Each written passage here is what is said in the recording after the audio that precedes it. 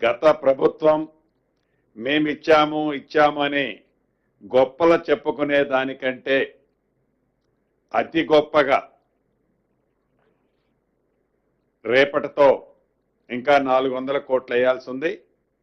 రేపటితో రాష్ట్ర రైతన్నలందరికీ వ్యవసాయం దండగ కాదు పండగ అనే విధంగా వ్యవసాయం స్టార్ట్ అయ్యే ముందే 9 రోజులలో 9,000 కోట్లు ఇచ్చిన ప్రభుత్వం ఇందిరమ్మ ప్రభుత్వం. దీనికి కేబినెట్లో సహచార కేబినెట్ మంత్రులందరం గౌరవ ముఖ్యమంత్రి గారికి, ఫైనాన్స్ మంత్రి ఉప ముఖ్యమంత్రి వర్యులు భట్టి గారికి కృతజ్ఞతలు రాష్ట్ర రైతన్నల పక్షాన మా పక్షాన కూడా తెలియచేశాం. ఈ శుభ సందర్భంలో రేపు సాయంత్రం 4 గంటలకి ఎలానైతే లాంచ్ చేసేటప్పుడు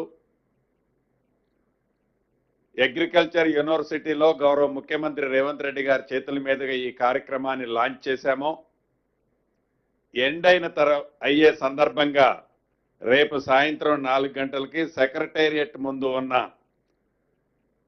రాజీవ్ గాంధీ గారి విగ్రహం దగ్గర అగ్రికల్చర్ యూనివర్సిటీలో ఏ రకంగా అయితే రైతుల సమక్షంలో ఒక కార్యక్రమాన్ని ఏర్పాటు చేసుకున్నామో అదే రకమైన కార్యక్రమాన్ని ఏర్పాటు చేసుకోవాలి అని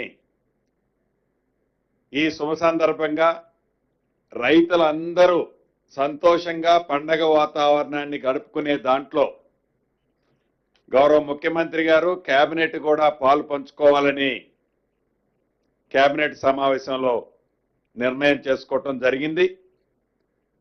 రాష్ట్రంలోని అన్ని మండల కేంద్రాలలో, అన్ని రైతు కేంద్రాలలో పెద్ద ఎత్తున ఈ రాష్ట్ర ప్రభుత్వం రైతుల పక్షపాతి ప్రభుత్వంగా ఏదైతే కార్యక్రమాన్ని చేసిందో దాన్ని పెద్ద ఎత్తున పండగ వాతావరణంలో చేసుకోవాలని కూడా నిర్ణయించడం జరిగింది.